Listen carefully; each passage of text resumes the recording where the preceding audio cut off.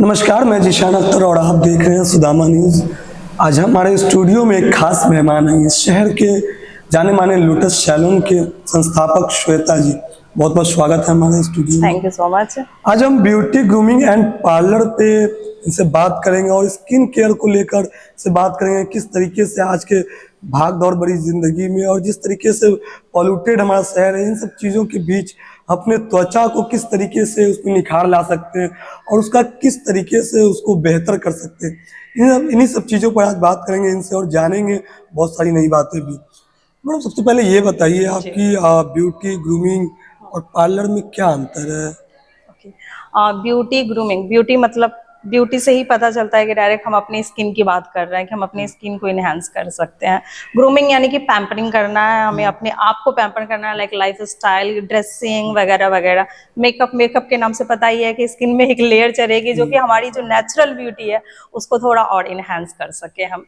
Grooming में सब चीज आ जाता है, हाँ, देखा जाए लाइक मेकअप भी आ गया, ड्रेसिंग भी आ गया, हेयर भी आ गया, हमारा वे ऑफ टॉक, कैसे हम आपसे बात कर रहे हैं, चलने का तरीका, कहाँ हम किस जगह पे किस ओकेजन पे किस टाइप की ड्रेसिंग या ऑल सारी चीजें हम कर रहे हैं, ये होता है। अभी आप मतलब क्या क्या चीज देखती हैं, किस तरीके से अपने आप को? ओके मेरे सैलून की अगर मैं बात करूँ या मुझमें मैं अपने रिलेटिव से बात करूँ, मेरे सैलून में सारी चीजें होती है। अभी मैं कुछ एकेडमी भी अपना ओपन कर रखा है। अच्छा, तो शहर में ही? हाँ जी, मतलब सैलून में ही हमारा एकेडमी, सैलून अलग उसी चलता नाम है। से चलता है? हाँ, उसी नाम से सैलून उसी में है। एकेडमी के लिए हम बच्चों को अलग से अच्छा, इसका ट्रेनिंग करते हैं। पढ़ाई भी करना पड़ता है क्या? पढ़ाई अगर बेसिकली मैं बोलूँ तो पढ़ाई आप इस फील्ड के लेके कर रहे हैं, like beauty makeup and grooming को लेके पढ़ाई कर रहे हैं, बट आपको एटलीस्ट 10th कंप्लीट होना चाहिए, ताकि जब मैं आपको ये टीचिंग दूं कि हाँ मेकअप से रिलेटिव ये चीजें होती हैं, इसको ऐसे करनी होती है, स्किन से रिलेटिव ये चीजें होती है, तो आपको उतनी लिखनी और पढ़नी आनी चाहिए। एज लिमिट इसमें नहीं है, एज कितनी भी हो, बट हाँ एटलीस्ट इतना आपको लिखना पढ़ना आना चाहिए ताकि मैं आपको जो भी चीजें समझा रही हूँ वो समझ में आ जाए, उसको लिख सके और समझ सके। तो क्या स्टडी में क्या रहता है, किस तरीके से मतलब टेक्निकल वर्ड यूज करते होंगे आप?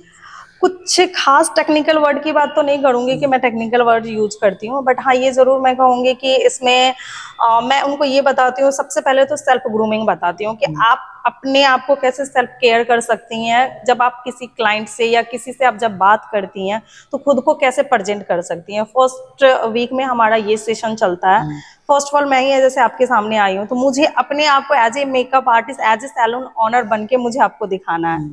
अगर कोई क्लाइंट हमारे पास आ रही है, अगर हमारे खुद के फेस पे बहुत सारी प्रॉब्लम्स है, तो क्लाइंट को अगर मैं बताती हूँ मैम आप एक्ने फेशियल ले लीजिए, तो क्लाइंट सबसे पहले हमारा स्किन देखती है। हाँ, तो उसमें हम ये बताते हैं कि पहले तो खुद को वेल मेंटेन करके रखो ताकि तब तुम क्लाइंट को समझा सको। अपनी स्किन पे, अपने हेयर्स पे कोई भी प्रॉब्लम्स नहीं आनी चाहिए। देन आप क्लाइंट को उस हिसाब से आप समझा सकते हैं। क्लाइंट भी तब हमारी बातें सुनती है कि नहीं मैम आप अच्छी दिख रही हो, तो देन हमें भी अच्छे से आप गाइडलाइन करोगे।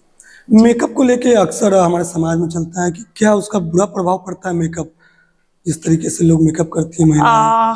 इसका जवाब मेरा यस भी है, इसका जवाब मेरा नो भी है। यस इसलिए है क्योंकि डिपेंड करता है, आजकल मतलब बहुत सारी ऐसी लड़कियां होती है जिनको मेकअप के बारे में जीरो नॉलेज होता है, वो अपने स्किन के अकॉर्डिंग प्रोडक्ट्स यूज नहीं करती है। उन्हें बस ये रहता है कि मेरी रिलेटिव, मेरे फ्रेंड्स को ये चीजें मैंने देखा है तो मैं यूज कर लूं, मैंने टीवी पे ये एडवर्टाइजमेंट देखा है तो मैं यूज कर लूं, या फिर मैंने सोशल मीडिया पे ये चीज देखा है तो मैं कभी किसी पे ये नहीं बताया जाता है कि आपकी स्किन टोन ये है, आपकी स्किन में ये प्रॉब्लम्स है, आपकी स्किन के लिए ये है।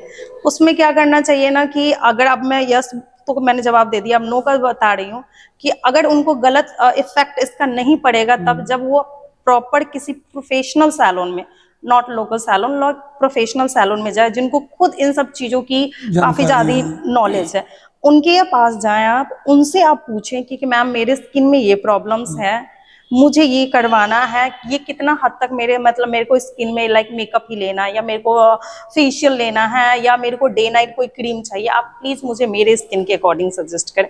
आप किसी शॉप में जाती है कोई लड़कियां बोलती है मुझे ये चीजें भैया दे दो, भैया उतार के दे देते हैं, क्या चीज कितना हुआ तो इतना इतना प्राइस हुआ। बट जब हमारे पास कोई क्लाइंट आती है हम पूछते हैं कि मैम आपको लेना किन के लिए है, तो बोलती है मुझे खुद के लिए लेना है। देन मैं उनकी स्किन के हिसाब से पहले काउंसलिंग करती हूँ, काउंसलिंग करके देती हूँ। अगर वो मुझे बोलती है नहीं मुझे मम्मी के लिए चाहिए, मुझे सिस्टर के लिए चाहिए, फिर मैं उनके उनको बारे में पूछती हाँ नहीं पूछती नहीं हूँ, फिर मैं उनको ये बोलती हूँ आप प्लीज अपनी मम्मी या सिस्टर को लेके आइए। वो कहती है नहीं उनका स्किन भी मेरे टाइप है। मैं बिल्कुल भी नहीं बाबू, बिल्कुल भी नहीं हो ऐसा नहीं सकता, होता है। नहीं होता। हर इंसान का अलग अलग स्किन टाइप होता है। एज ए प्रोफेशनल ये चीज मुझे ही पता होगा कि उनका स्किन टाइप क्या है, मुझे उनकी स्किन पे क्या देना। नहीं मैम वो गोरी है, उनका भी स्किन ऐसा ही है, नहीं बाबू। कई बार ऐसी मेरे पास क्लाइंट्स आती है जिनको खुद नहीं पता होता है कि उनका स्किन ड्राई है या ऑयली। वो ऑयली आती है बोलती है कि मेरा स्किन ड्राई है। मुझे कहीं से नहीं दिख रही है आपकी स्किन ड्राई, आपका स्किन कॉम्बिनेशन है। तो कॉम्बिनेशन क्या होता है ये पूछती है। कॉम्बिनेशन ये होता है कि कहीं आपका टी जोन ऑयली है, फोरहेड ड्राई है, मिक्स एंड मैच है, तो उसको कॉम्बिनेशन स्किन बोलते हैं। तो वो एज ए प्रोफेशनल मुझे ही पता है और मैं ही उनको सजेस्ट कर पाती हूँ। तो मैं उनको यही बोलती हूँ आप प्लीज सैलून आइए, मैं अच्छे से आपको गाइडलाइन कर पाऊंगी। तो बस मेरा यही है कि आपने जैसे जो क्वेश्चन किया कि कितना हद तक सही है, तो कितना हद तक सही है वो कभी भी जब अगर प्रोफेशनल सैलून में जाके किसी के अंडर में रह के अगर वो प्रोडक्ट्स यूज कर रही है देन वो हार्मफुल नहीं है। खुद से अगर वो कर रही है और अगर बाई चांस वो प्रोडक्ट्स उनको सूट नहीं किया तो वो उससे ज्यादा हार्मफुल होगा। जितना वो इफेक्ट नहीं देगा उससे ज्यादा वो हार्म मेकअप करेगा। कितनी तरह का मेकअप होता है और उसका क्या टाइमिंग वगैरह भी होता है, कोई ड्यूरेशन कब तक चलेगा, ऐसा कुछ होता है क्या? हाँ ये होता है। लाइक अगर हम लोग कोई प्रोफेशनल, मैं यहाँ किसी ब्रांड का पर्टिकुलर नाम नहीं नहीं नहीं, लूंगी, हाँ हाँ बट ये मैं जरूर कहूंगी कि अगर कोई किसी सैलून में जा रहे हैं, किसी प्रोडक्ट्स का या किसी मेकअप का थोड़ा हाई रेट बोल रहा है, तो सबसे पहली बात कि हम लोगों ने एक तो सीखने में जो स्किल लगाया है, जो टाइम दिया है, एक तो उसके पैसे ऑब्वियसली हम लोग चार्ज, बिल्कुल, प्रोडक्ट्स के तो चार्ज करते हैं सो वो करते तो हैं, होगा। बट जो हम लोग एक प्रोफेशनल है जो कि सीखने में जो अपना टाइम और स्किल जो हमने इतना लगाया है उसके हिसाब से हम लोग चार्ज करते हैं। तो मेकअप की जहां तक बात रहूं, बहुत टाइप के मेकअप आते हैं और अगर किसी प्रोफेशनल सैलून में जाके अगर कोई ले रहा है तो ऑब्वियसली उनके स्किन के लिए वो चीज बेस्ट ही होगा, क्योंकि हमें पता है कि इनके स्किन पे क्या देना, उनका स्किन टाइप कैसा है, उनके स्किन पे क्या देना है। तो बस ये इस हिसाब से हो जाता है। तो जब मेकअप होता है तो पसीना वगैरह जो आता है तो उससे उसका असर पड़ता है क्या? आजकल के जितने भी मेकअप आते हैं नॉर्मली सारे ब्रांड, मैं लोकल ब्रांड हो या किसी हाईएस्ट ब्रांड हो, सारे लोग बोलते हैं कि हमारा मेकअप वाटर प्रूफ है, हमारा मेकअप वाटर प्रूफ है, हमारा मेकअप वाटर प्रूफ। ठीक है, एज ए मेकअप आर्टिस्ट, अच्छा, वाटर प्रूफ हाँ कहलाता है। हाँ, एज ए मेकअप आर्टिस्ट मैं ये बोलूंगी हाँ ठीक है सारे मेकअप वाटर प्रूफ होते हैं, बट मेकअप वाटर प्रूफ नहीं चाहिए, मेकअप स्वेट प्रूफ चाहिए। जो पसीना को यस, हाँ, जो कि पसीने को कंट्रोल कर सके। फर्स्ट ऑफ ऑल मैं एक चीज बता दूं कि कोई भी इंसान मेकअप लगा के नहाने के लिए नहीं जाएगा, बिल्कुल। उसको पसीना ही आएगा। पसीना कब आएगा? जब वो आजकल जैसे पार्टीज वगैरह होती है तो लड़कियां डांस करती है, शादी में भी लड़कियां डांस चाहे करती है। गर्मी का मौसम है तो हाँ काफी ज्यादा। हाँ हाँ, तो उसमें थोड़ा पसीने को हम रोक नहीं सकते हैं, खत्म नहीं कर सकते हैं, हाँ बट स्टिल हम होल्ड कर सकते हैं, कुछ समय के लिए। कुछ समय के लिए होल्ड कर सकते हैं। उसके बाद जो भी हमारे पास क्लाइंट आती है हम उनको ये सजेस्ट करते हैं कि मैम पसीना तो हम कंप्लीट है, क्योंकि वो आपका अंदर से आ रहा है, जो आपके बॉडी का टेम्परेचर है उसको हम अंदर से रोक कंट्रोल नहीं नहीं कर सकते। कर, बट इसको हम थोड़ा देर के लिए होल्ड कर सकते हैं, रोक सकते हैं। अगर बहुत ज्यादा आ रहा है तो थोड़ा कम है, और उससे मेकअप को कैसे आप प्रोटेक्ट कर सकते हैं, थोड़ा देर रोक सकते हैं, वो चीज हम उनको गाइडलाइन कर देते हैं कि मैम आपने ये वाला मेकअप हमारा लिया, ये इतना देर के लिए स्टे करेगा, इतना टाइम तक आप कुछ कर सकती हैं, बट ये वाला अगर मेकअप ले रही है तो आपको इतने टाइम के लिए मेकअप होल्ड हो सकता है, स्टे कर उसका एक सकते हैं। ड्यूरेशन है अपना। हाँ जी हाँ जी हाँ जी, जैसा मेकअप उस हिसाब से। हाँ जी, स्किन में बहुत सारे प्रॉब्लम्स देखने को मिलते हैं लोगों को, उसका क्या कारण है, फिर उससे बचाव के लिए क्या क्या है सकता है, आजकल और किस तरीके का प्रॉब्लम ज्यादातर स्किन पे होता है? ओके, आजकल ज्यादातर प्रॉब्लम हमें जो मेरे क्लाइंट्स में आती है, जो टीनेजर लड़कियां होती है लाइक 16 to 25 तक की जो लड़कियां होती है, मोस्टली मेरे पास एक्निक लेके आती हैं। उसमें से 22 या 35 या प्लस की जो भी होती हैं उनके पास पिगमेंटेशन ज्यादा होते हैं। इसका सबसे पहला रीजन है आपके खाने पीने में चेंजेस, जैसे आजकल लड़कियां फास्ट फूड बहुत खाती हैं, उसके वजह से पिंपल आ जा रहे हैं। सेकेंड थिंग होता है प्रोडक्ट सही से यूज नहीं करना, स्किन की केयर नहीं करना, इस वजह से होता है। तो स्किन आप की केयर कैसे, मतलब कैसे करें? सबसे पहली बात, जिस हिसाब से अभी बाहर निकलिए पोल्यूशन इतना ज्यादा है, सबसे पहले किसी भी टाइप का स्किन हो अपने स्किन के हिसाब से क्लेंजिंग टोनिंग मॉइस्चराइजर कीजिए। और सनस्क्रीन लगाइए। चाहे स्किन टाइप कैसा भी हो, अपनी स्किन, क्योंकि क्लिनजिंग भी अपनी स्किन है, अगर कॉम्बिनेशन स्किन है तो अलग आती है, ड्राई स्किन है तो अलग आती है, ऑयली स्किन है तो अलग आती है। तो मैं उनको यही कहूंगी कि सबसे पहले आप अपनी स्किन के अकॉर्डिंग क्लिनजिंग, टोनिंग, मॉइस्चराइजर कीजिए एंड नाइट में नाइट क्रीम लगाइए। अभी अगर आपको कुछ प्रॉब्लम नहीं है, अगर अभी अपनी स्किन की केयर कर रही हैं तो ऑब्वियसली आपका स्किन हमेशा ऐसे ही रहेगा। बट अभी अगर आप, फिर कई सारी लड़कियां ऐसे बोलती हैं हमारी स्किन में कोई प्रॉब्लम नहीं है, हम स्किप कर सकते हैं ये सारी चीजें, ऑब्वियसली आप स्किप कर दीजिए। लेकिन जब प्रॉब्लम्स आएगी तो प्रॉब्लम को हम 100% खत्म नहीं कर सकते हैं। जो आ चुकी है उसको कुछ टाइम के लिए, जैसे एक्निक तो ऑलमोस्ट खत्म हो जाती है, बट एक्निक के मार्क्स रह जाते हैं फेस पे। बिल्कुल, हाँ। उसमें जो हमारा एक्निक का होल रहता है वो रह जाए, उसको तो हम ठीक नहीं कर पाएंगे। तो परफेक्ट यही होगा कि अभी आप थोड़ा थोड़ा चीजों करके उसको क्लीन कर ले, मतलब ठीक कर सकते हैं, ताकि ये हमारे स्किन पे आए नहीं। अगर आ गई है, अब जिन लड़कियों की आ गई है उनके लिए क्या है कि आजकल हमारे यहाँ हाइड्रा फेशियल चली है।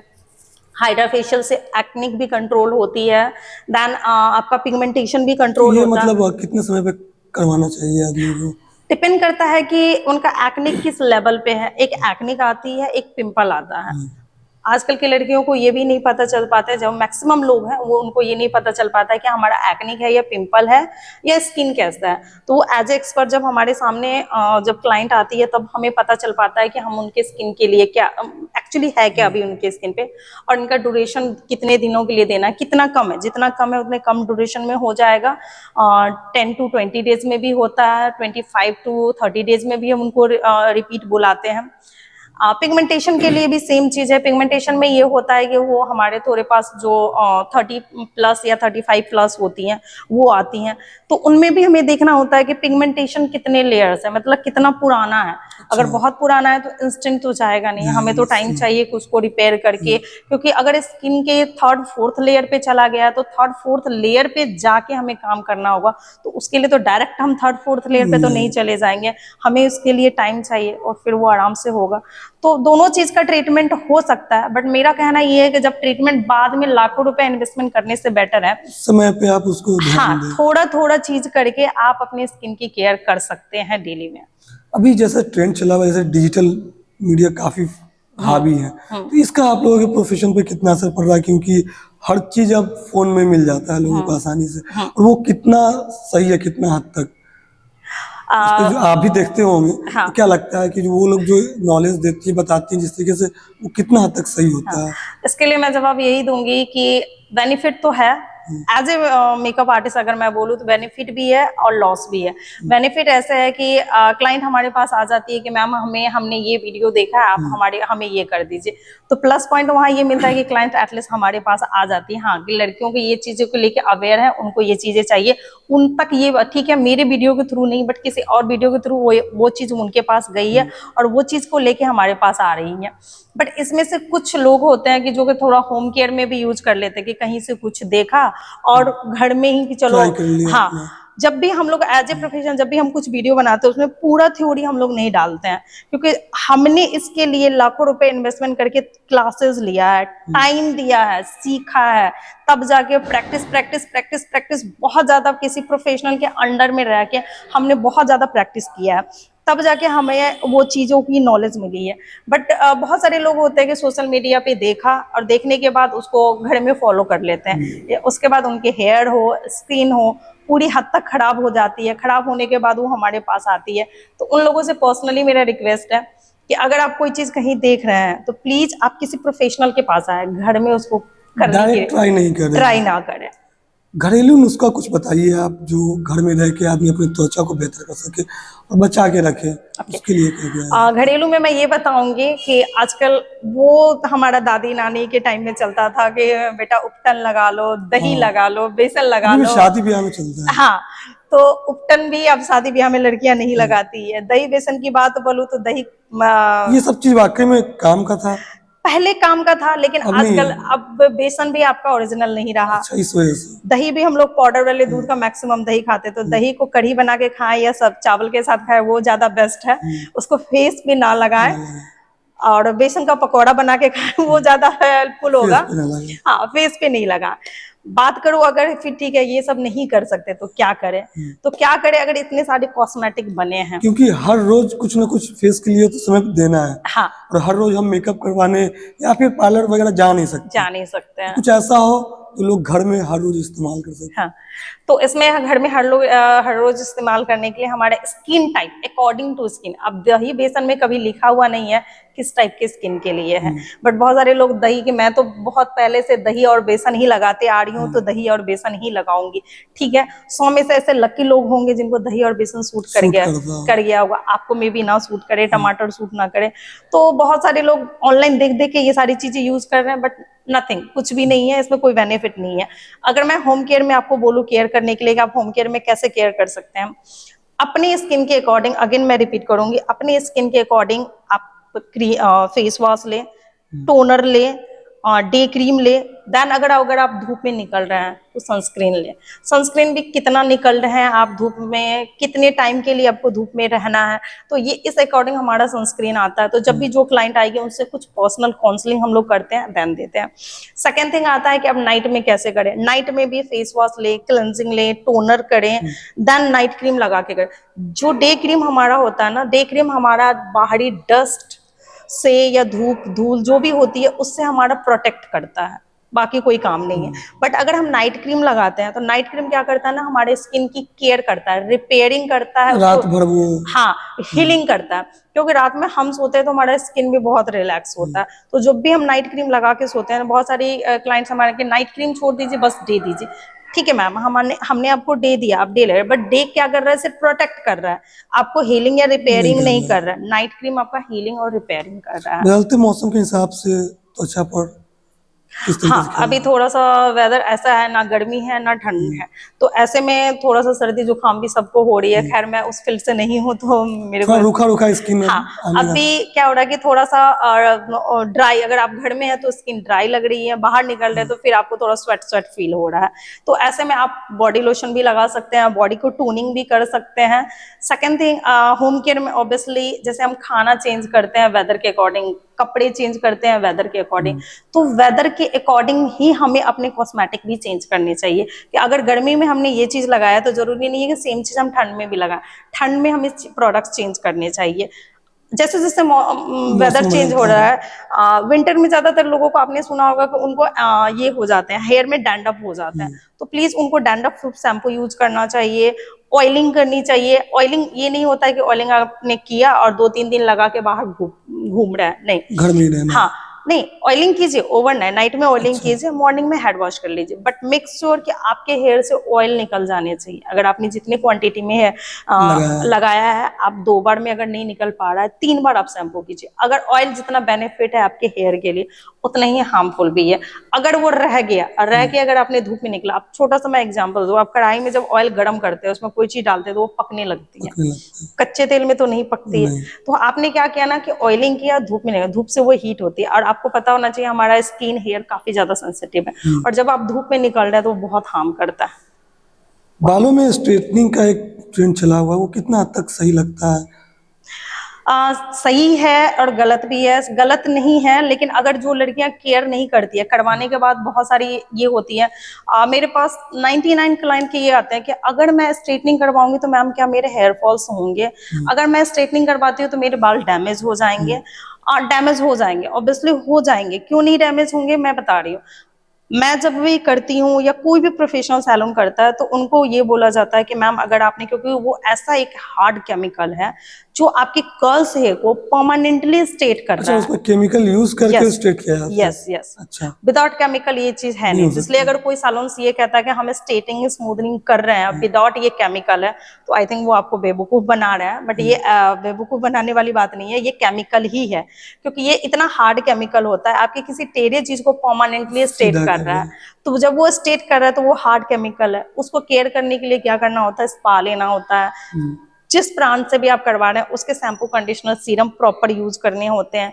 कितने टाइम तक आपको स्पा लेना है, कितना दिन के बाद लेना है, वो हम लोग बता देते हैं क्लाइंट के हेयर्स को चेक करके। बालों में कलर करने का एक चला हुआ है ट्रेंड, वो क्या है, किस तरीके से सही है या फिर वो भी इसका सही असर है। पड़ता है? हाँ, ये भी केमिकल ही है, कलर भी केमिकल है। जो हमारा रूट टचअप जो आता है, जो कि हम स्कैल्प में करते हैं, जिससे हमारे जो ग्रे हेयर है यानी कि सफेद बाल है, हम उसको जो कवर करते हैं, वो हमारा अमोनिया फ्री आता है, उसमें हार्ड केमिकल नहीं होता।